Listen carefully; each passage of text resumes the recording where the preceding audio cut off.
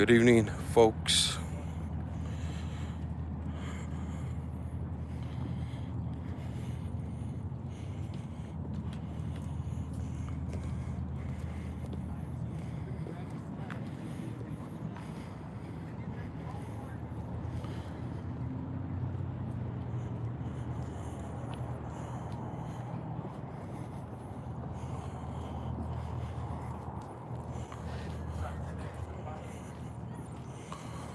We're here downtown of the city of Espanola, here at a town hall meeting.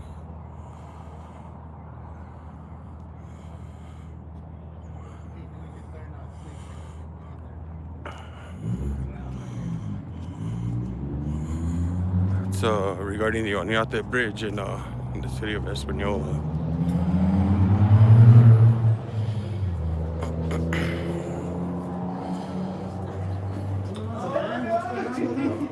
Good. What did I say? If we have time, I would tell you a bus story too, because I have something different you're killing. Nice to see you. What's up, brother? How are you? Good. Yeah, cool. You're always doing your thing, bro. That's good. Got you, bro. Yeah, I know it. Look, there's Pablo. I know it. There's Pablo Lujan right there. Look. I'm doing good, and you? Yeah, cool. Good to see you.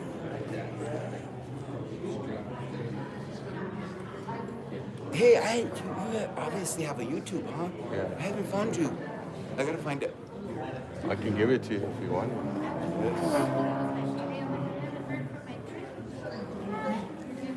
Cool. It's Mexican free press. All right. Cool, dude. Love it. How you doing, brother? Take it easy, brother. It's good to see you. Hey guys. Yeah, all right. All right. Good. Tranquilo. I'm already filming, senor. I already got you. Come on. You're in public, brother. You're in public. There's no expectation of privacy, buddy. Everybody gets recorded. When you go to the gas station like that, when you go to the gas station, you're on camera, bro. You should tell them, don't record me. Working man's clothes, bro. It's Come on here okay. and tell him I'm not undercover. I'm a No, hardworking gentleman. Okay. that's okay. It's okay. It's all good, man. It sucks that they don't have a PA system in this place. I know. And lighting. And lighting. This dark stuff is. How come they didn't have it over there at the Senior Stroke Center? Like they did the last time. Yeah. Well, they had it over here last time. Same thing. I want a front row seat Go for it. so I can hear them speak. I'm gonna hang out in the back and yell. Put me in, coach. You got it.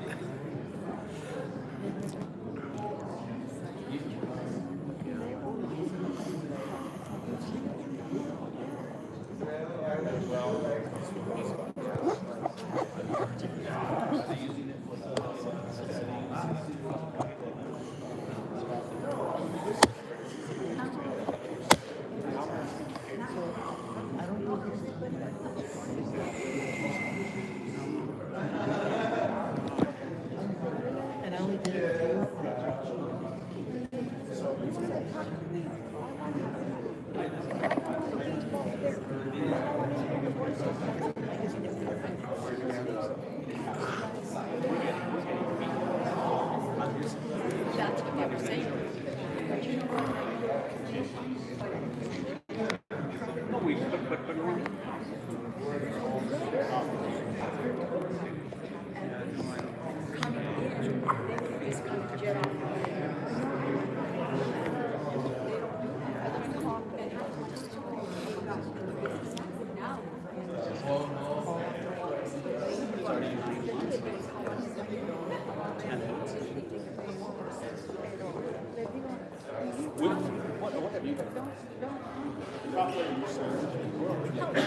Good. How are you?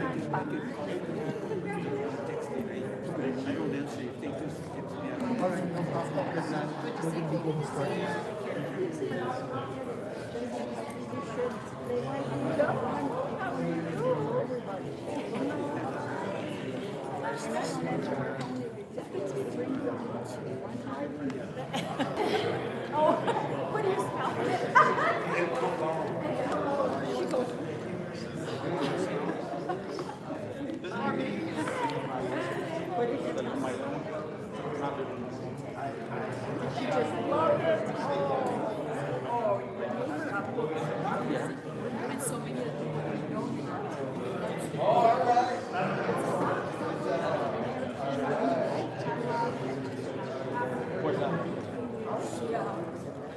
No, there is. Guys, how is it going?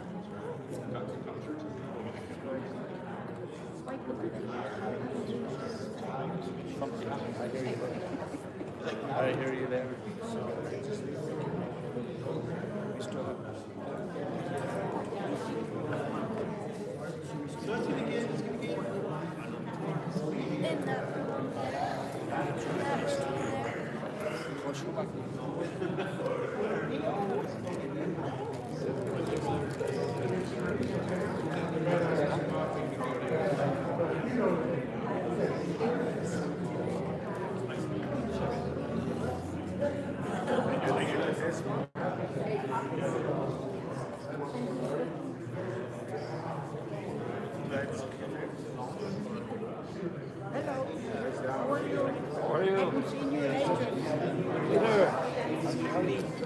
Está bien, está bien. Good, good.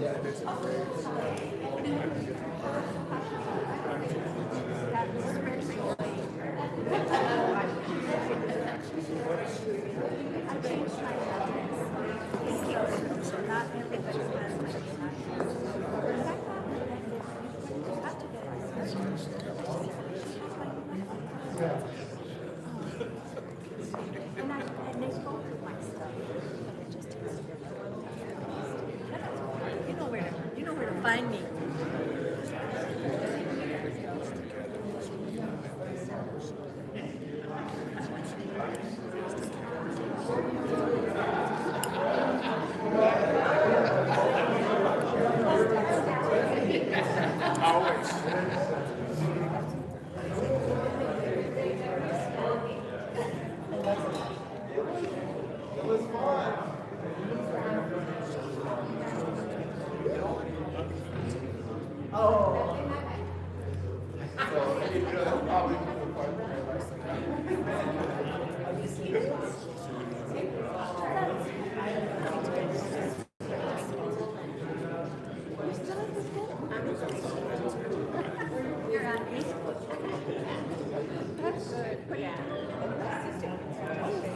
There's quite a few people here.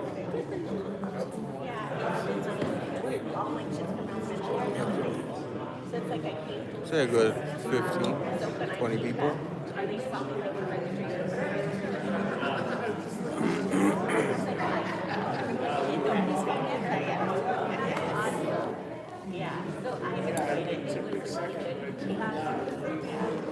I'm here now. I work for the Well, I didn't want to be after you.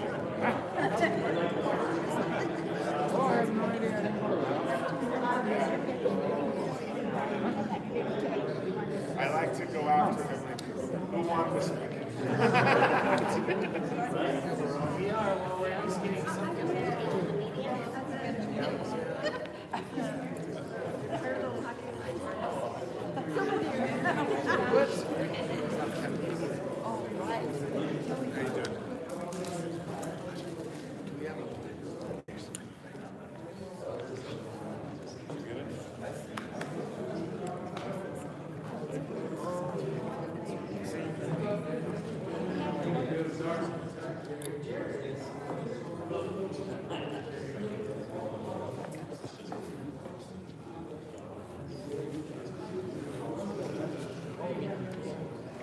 Oh, yes.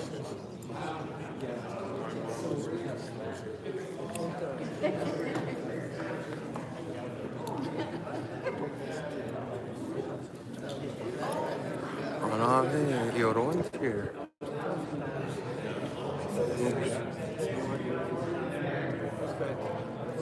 There's Euron. I haven't seen him in a long time.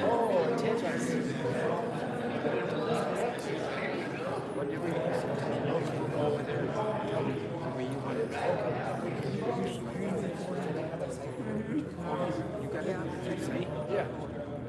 With you now. Okay, I'll take it with you.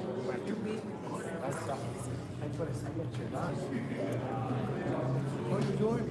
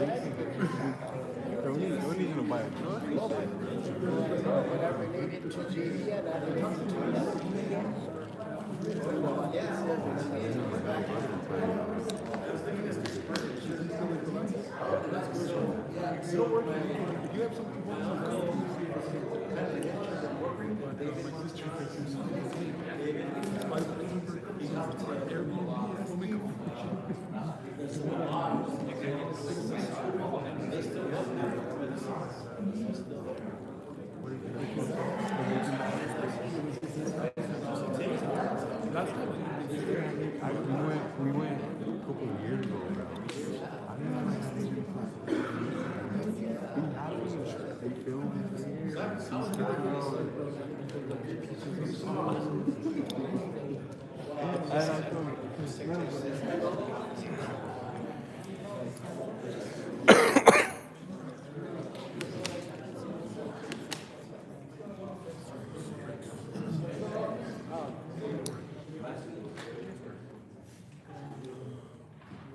Hello? All right, we're going to get started. Thank you for being here. If you haven't met yet, my name is Ricky Sherman, the Secretary for the Department of Transportation. Good to be back. This is our third visit on the Oñate Bridge, and so as discussed last time, we shared that we would come back once a contractor had been identified to come and do the work on the bridge. And the contractor sitting here, we have two representatives from AUI Inc. If you've ever driven through I-25 in Albuquerque and cursed the construction zone there, it's their fault, they're the ones doing it. And so they're a good group, and they're managing, they're basically constructing our largest single construction project that we have open at the DOT right now, and that's the Montgomery Comanche Bridges Overpass and Corridor. And so I'll just start off with a little recap again with where we've been. We did the bridge closure again because a deep water bridge inspection showed that we had scour on one of the piers, which meant that our concern stems from high water velocity coming through the channel, pushing enough riverbed out from underneath the pier that it would compromise the footing of the bridge would fall. And I say that again just to remind everyone that our concern has not been with the weight that we're putting on the bridge, because even since it's been closed, we've been concerned, of course, about that storm event that could still, compromise the bridge. And so we have done testing to make sure that if it does fail and fall into the river, that it won't compromise the bridge downstream, which we feel confident with. But nonetheless, we think that what we have in front of us is an emergency situation. And so we utilized an emergency procurement to really cut down on the timeline here, to secure AUI Inc. as the contractor. They've already been issued a notice to proceed, and they've already begun ordering the concrete Ajax that we're going to need to put around the pier. And so they're already on site. I want to thank the team here at DOT, because we weren't really worried about the construction piece. We were really worried the last time we came about the permitting piece. We needed some environmental clearances for working around that channel, and we also needed permits from the Army Corps of Engineers, and our experience with those entities or with that process can sometimes extend months and months and months and months, and they were able to get that done in very, very short order. So we now have the permits that we need to work within the channel, with environmental clearances to work alongside the river, and I want to also send a great big note of appreciation to Senator Pueblo, because for the day after, basically, that we were here with you last, we worked with them to start some of the actual clearing of the riverbed so that we could start working on getting this project going. So Senator Pueblo has been real cooperative with us on the entire process. And so what we're basically here to share is that what we plan to do is still the case. We're going to go down there. We're going to divert the water temporarily within the channel, so we're not going to de-water. We're essentially going to divert away from that pier.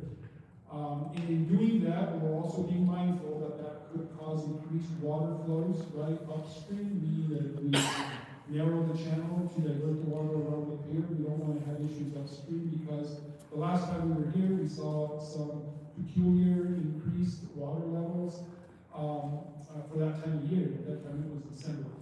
And so we're being mindful of that, so that there's no concerns, that we're not aware that if we narrow the channel and divert it outside of that work zone, that we're going to risk flooding upstream. So we're going to keep a pulse on that and make sure that we do that well.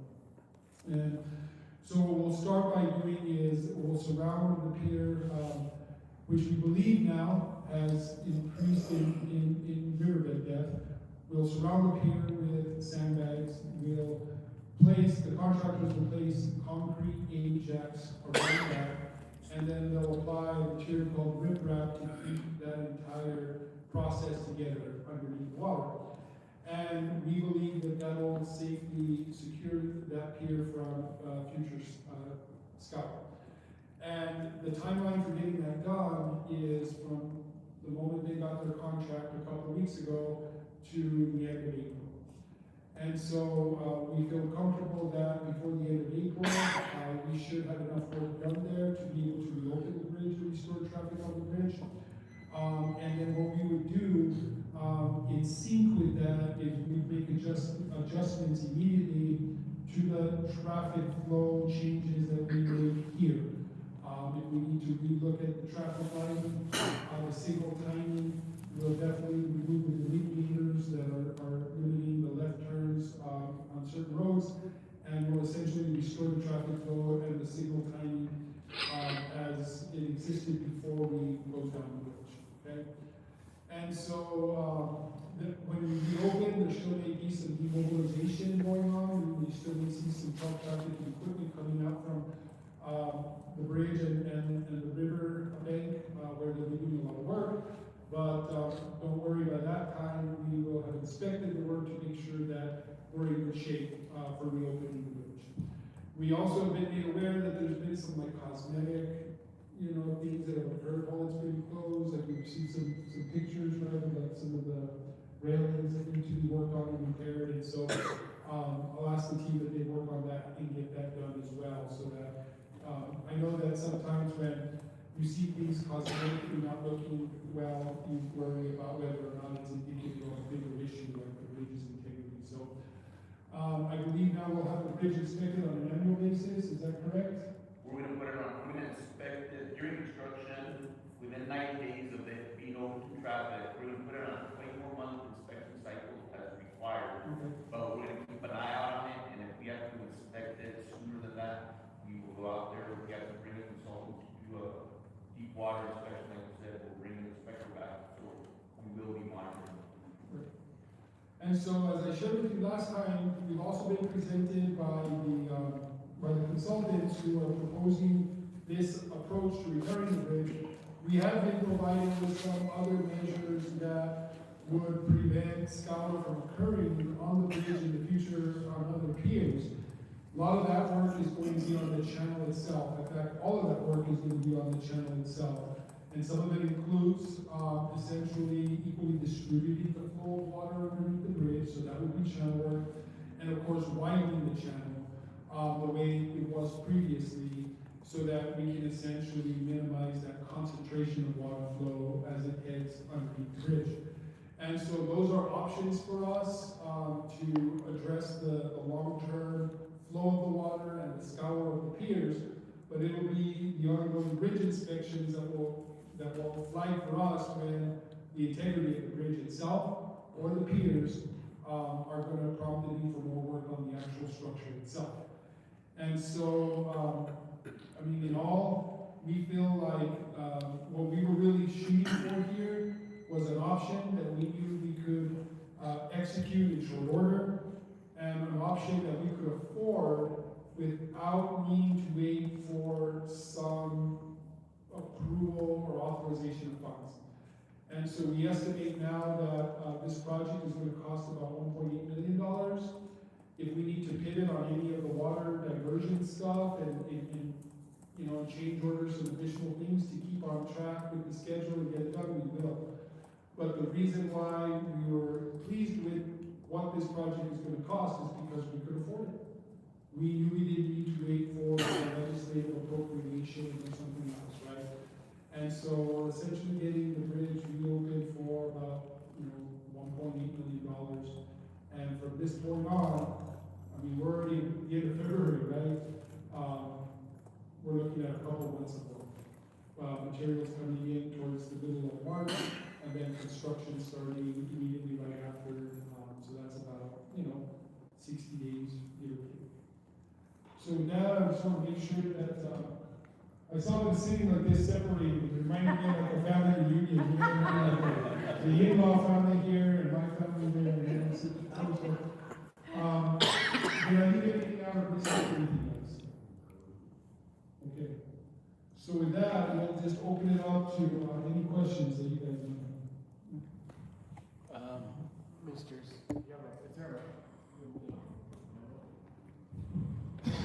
Thank you, everyone. Apologize for my casualness tonight. But, Mr. Secretary, since the last meeting in December, we had asked for assistance from the Secretary of Economic Development Department for a lot of these businesses that have been impacted along Paseo de Gante, at least in the west side of the river. They are still struggling, and we have not heard anything back in our Economic Development Department here in the city to see what grants or kind of incentives there is for these businesses that are struggling. Not only is it on a traffic problem, it's impacting the income of our small businesses in that corridor, which has for a long time been impacted from a lack of business development. Sure, so we went to work with Secretary Black and Secretary Lansing, that's Economic Development Department and Tourism Department, to see if there was any kind of resources that led themselves to what was happening here, right? And we haven't been able to identify the bucket of resources that lends itself to providing, you know, the economic relief that we have in mind, which is basically, for me, it seems simple, right? Like you tell a business, tell us what you did in sales on average month, last 2 years, or what does that look like now? And can we provide some economic relief? And so we connected with, you know, those secretaries, and we haven't been able to identify a fund or a resource that allows for that kind of approach.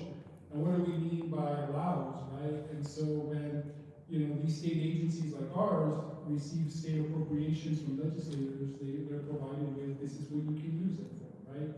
And to be sure, what we do, right, as agency leaders is find latitude.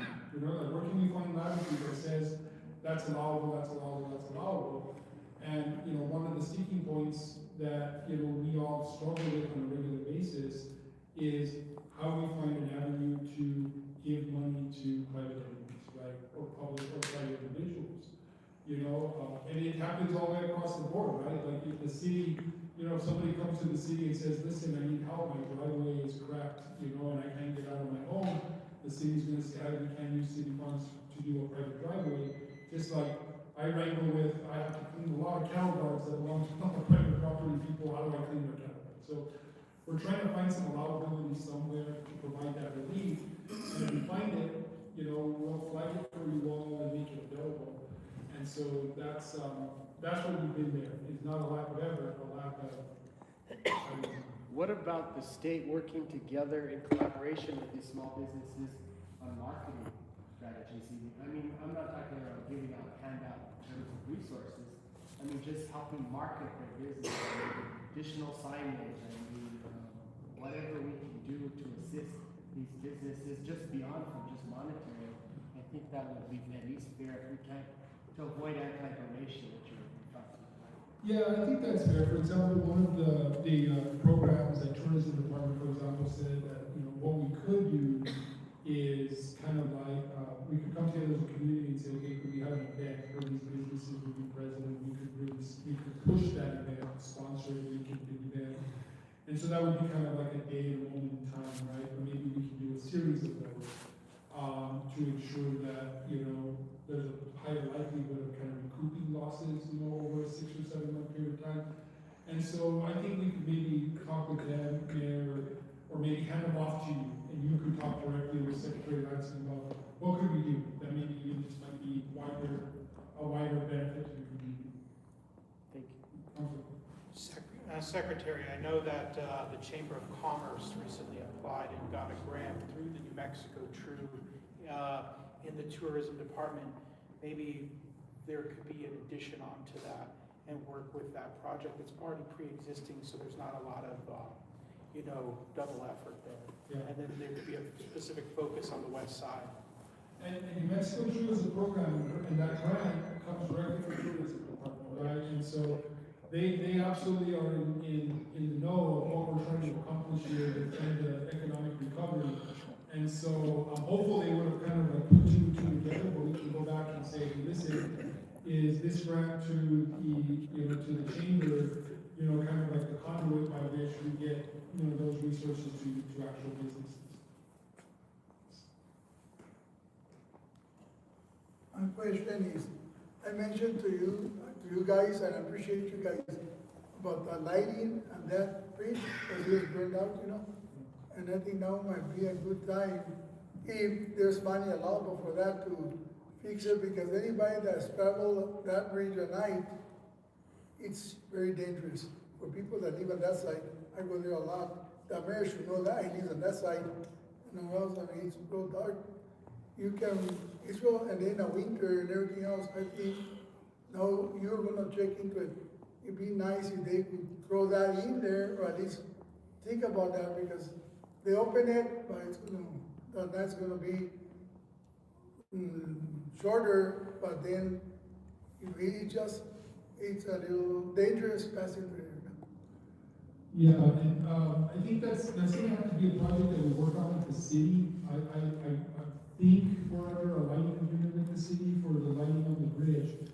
And I know that those agreements, I mean, they probably predate a lot of us in this room, and that happens a lot when a municipality says, okay, we're gonna take this on, the utility, the repair, the replacement, and stuff like that.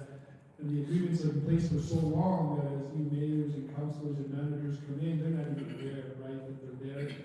And so we encounter that a lot, so we'll work with the city to see, you know, what their capacity is and how we can maybe, you know, be of assistance to kind of get the lighting up and running and give them a good runway so that if you need to replace it in the future, at least you know how to budget out for that, you know, in the future years, because it's not cheap, you know. I think some of us, certainly I did, you think to yourself, well, what is it to replace these light bulbs for street lights? Can't be that much, but it is that much. And on its own too, depending on the height of them, who has the equipment to do it, do you need a contractor just for that? So, so we'll work with the city to make sure that, you know, for the agreement and what they can afford to do and what we can afford to maybe close the gap with on the plan. Thank you.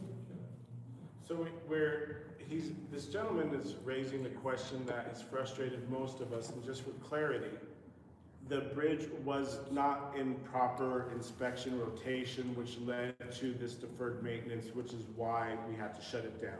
Had it been inspected properly, we probably wouldn't have had to shut it down. Is that correct? No, that's not correct. And so when we inspect, is it normal practice to shut down bridges? Because I'm just confused. Yes. If we're on a regular schedule, it seems like that could be precluded. We shut down a lot of bridges. In fact, like this whole last year, I think I told you when I was here last, was like the year of bridges. Bridges get hit on a regular basis, bridges get old, and from one year to the next, one bridge can go from there to port, and we'll have to shut it down.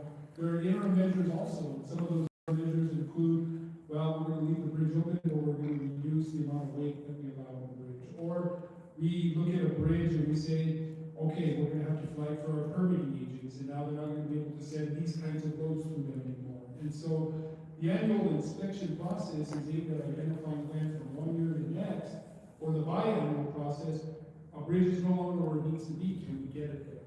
But in some cases, it's abrupt, meaning that semi-truck didn't report their height correct, and now they hit it, and on that alone, we're going to have to shut it down. Is the state going to put limits on the bridge now that it reopens? It doesn't seem wise that we're putting those same 18-wheelers on the bridge, but we're just going to go back to how it was.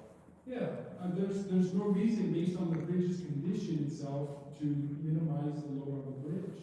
And so then keeping in mind that the issue that we have with the bridge isn't the structure itself. It's with the riverbed and the foundation. And so our concern, we don't have concerns with the functionality of the bridge and the amount of weight that we can put on it. So, just for my clarity, when we were talking about why the bridge was closed, it was about the potential of a sediment during the monsoon season. So I'm understanding there were two conditions precedent that needed to occur to make that not passable. Did those occur? Is that bridge safe now? Can they work? Can the bridge be open while they're working? Because I'm not seeing the argument for shutting it down. I didn't see those things happen. Did those happen? There was hypotheticals tied to the urgency. I don't know if I understand your question, but I'll try. You said that it was going to be monsoon seasons were going to come and create, well, we didn't have those. So on the day that it was shut down, was that bridge dangerous, or was it a potential in the future? Oh yeah, I mean, I made the decision myself. We were tracking not monsoon seasons, if you recall from my first meeting, we were tracking a storm like within days. We weren't worried about a monsoon season. When we came to tell you that we were, when I called the mayor to tell them we are going to shut this bridge down, we were tracking a storm that was coming within a week, which drove the sense of urgency. And so what we were concerned with is that a storm that was actually in the forecast, in the valley, would be significant enough to cause enough scour to compromise that bridge. Did that storm occur and did that scour occur? Yeah. There was a level of risk that we could no longer accept.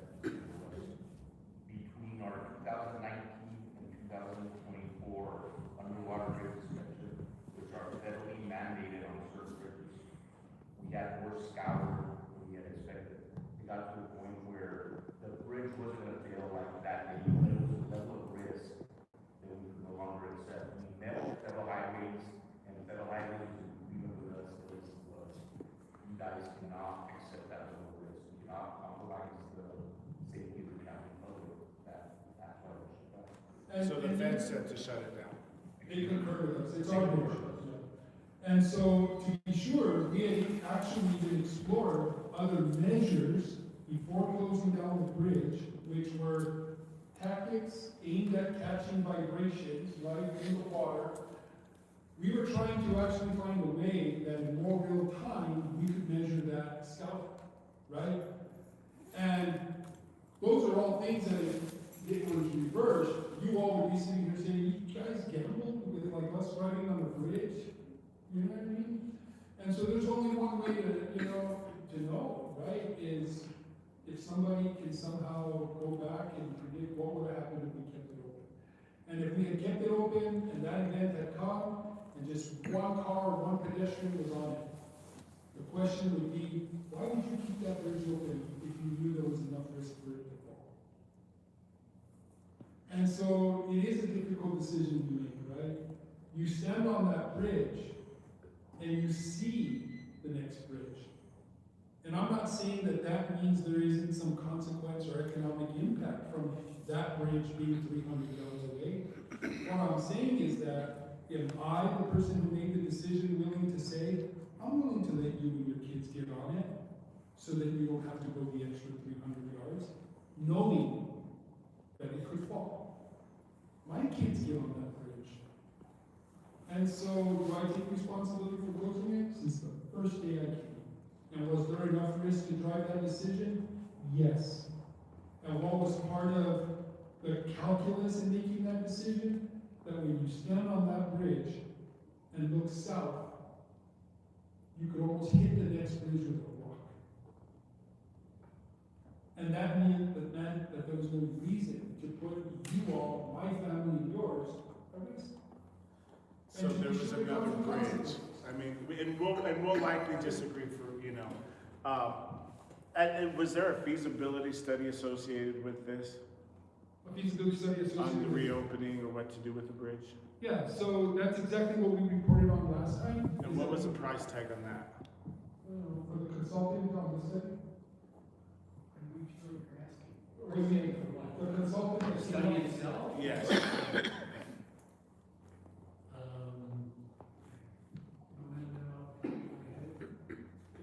For them to come up with the urgency hour calendar, I think it was $60,000. 60,000? And that was the entirety of the feasibility study. That was the study that the consultants did to identify the strategy that we would deploy to get the bridge safely open.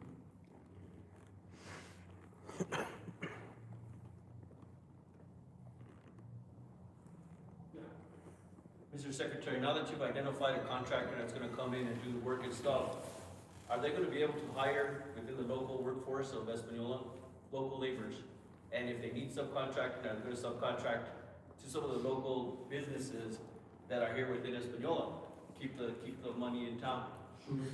Well, the GRT will stay in town, right? But if you want to comment on that, I don't know, I know the project that you're doing is so short, right? And it's not a lot of construction. If you'd like to just come, this is, Dark, he works for AUI, you're gonna have to stand up. Yeah. There's no Drive stage back fright. I'm Dart from the AUI. Thank you, Mr. Secretary.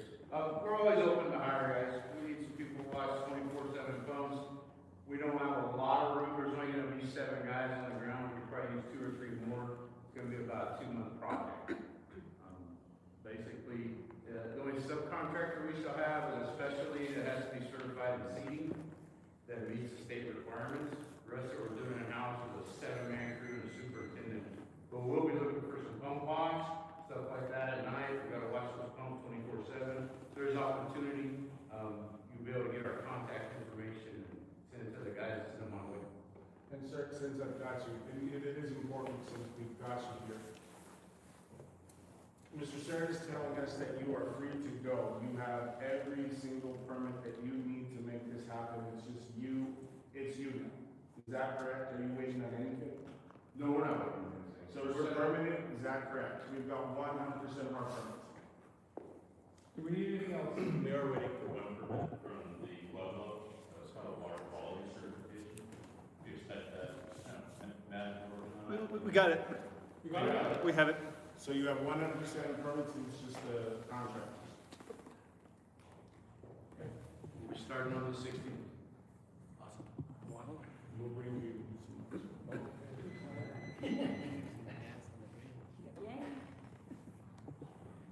Yeah, sorry, I see. That's all right. Back to looking for mechanisms to help the businesses. During COVID, the federal government had a really good plan that worked out pretty good in PPP forgivable loans. And as you search for ways to help the businesses, maybe that's a model for you to consider. To mention, you know, is there a way that we could do that type of program to help the business owners to pay payroll or other things? And so that model is there, and I just say that it worked really good during COVID for a lot of businesses. Maybe we can apply it here in our state. Yeah, that is a good model. I know I did work for a lot, you know, at the time, I was the Secretary of Workforce Solutions, and in parallel to that, we actually came up with our own state program for self-employed who is there. And again, I know up until this point, we haven't figured it out, but, you know, that's what we're trying to do, is what's the tool that we can get toward that kind of, you know, revenue loss replacement program. So, but you're right, that was a federal program, it was beneficial, I know a lot of businesses leveraged it. Were there a lot of kind of like red tape behind it? That comes with being a federal program, so we're hopeful that if we can model that with state, it's just easier to do. Thank you. Just as a round table, I think honestly, Espanola should have an emergency fund available for highways and roads just because of its proximity to Los Alamos. We have this, we're in harm's way in general. And to me, it's ridiculous that we're lacking ingress and egress with the nuclear facility in our backyard. So there should be funds available to Espanola all the time. Well, I think in general, whenever we have an emergency, right, we're going to shift and pivot all the way until we can afford it. And again, you know, last year we lost the Freedom Fight Bridge, which is still down, but it's being constructed. That was the flood in Roswell. We lost the I-10 bridge, a truck hit that. We lost an overpass bridge in D1 because the truck caught on fire. And the first thing that we go to is like, we're going to the insurance company first, and that's never going to materialize what we need to fix an $8, $10, $12 million bridge and overpass. And so whenever we see, if we need the emergency funds, what we can also do is go to DFA, the Department of Finance Administration has emergency funds whenever they see we've exhausted all other basic options. And for us, we didn't know if it was affordable or not until we got a consultant study back to say, hey, how much is it going to cost? This is our estimate. And even that was an estimate because the estimate we got from the consultant was about $600,000. It wasn't until we got down with the contractor to really understand what we were going to need to do that the real true cost materialized. And even then we said we can afford to do that. And so that's not because we have an emergency fund, which would be good, but it's because that's $1.8 million we're not putting somewhere else in the state. It's just more important. So that's how we kind of pivot to get things done.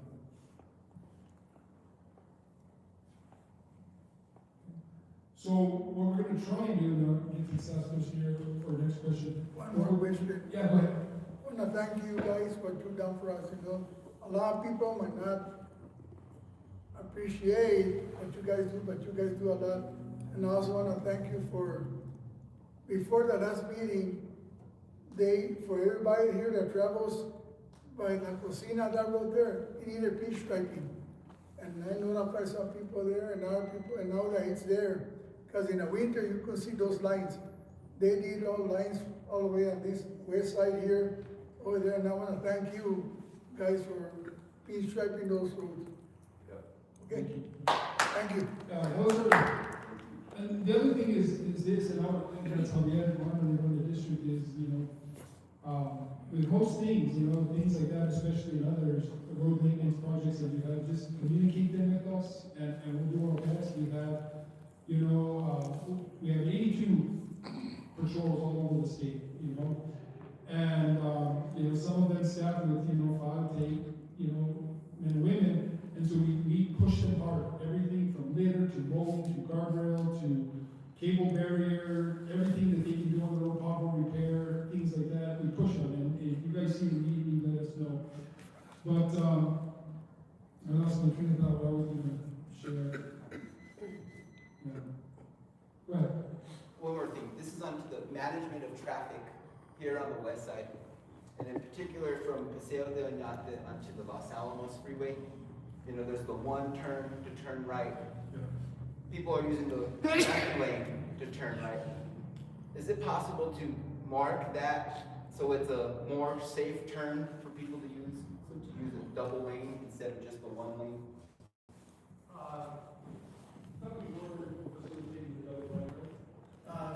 Yeah, I think you're talking about coming northbound. Yes. Yeah, so coming northbound, we have that pocket lane that's there, and it's not very long. You know the way it's that because you got the turn over here, that street.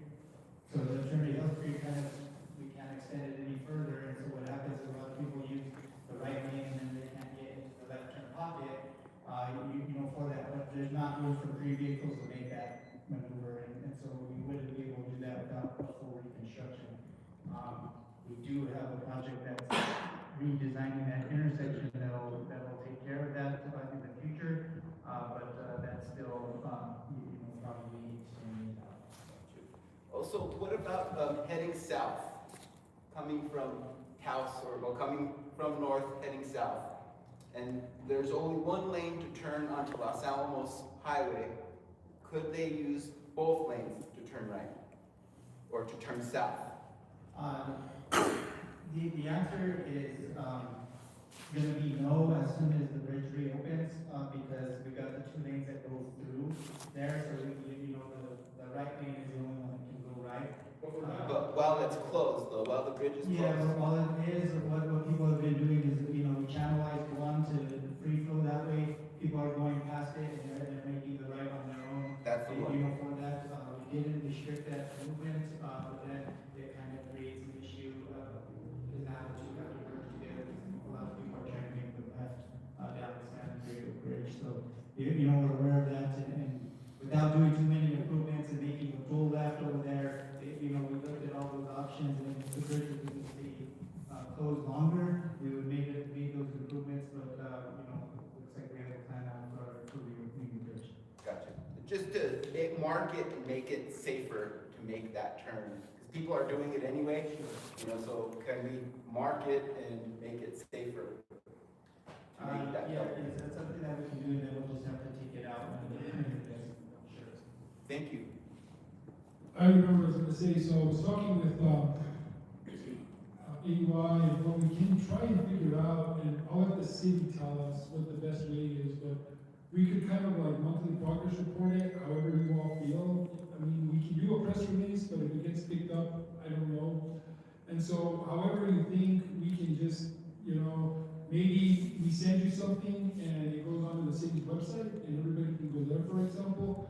But we'll let the city share with us what you all think is the best way to just do like a monthly progress report, you know, a few of them to say, on track, on track, on track, on track. And certainly when, you know, we anticipate kind of lifting the closure. So we will do that in communication with them, the milestones start, especially, you know, if we start to see the need for equipment moving through, you know, Riverside or this or on the west side. So we can do that and make sure you have the updates that way, unless you all prefer something different.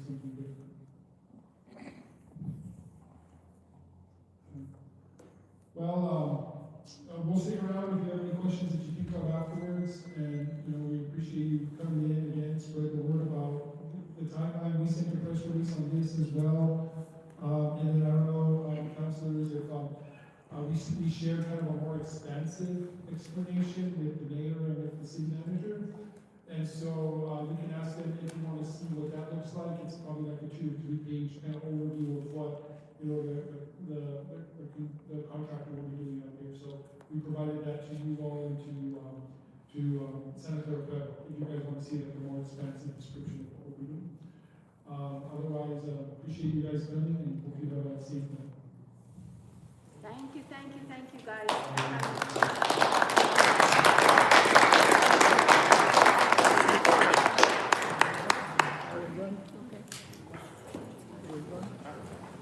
All right, guys, it's over. guys have a good night.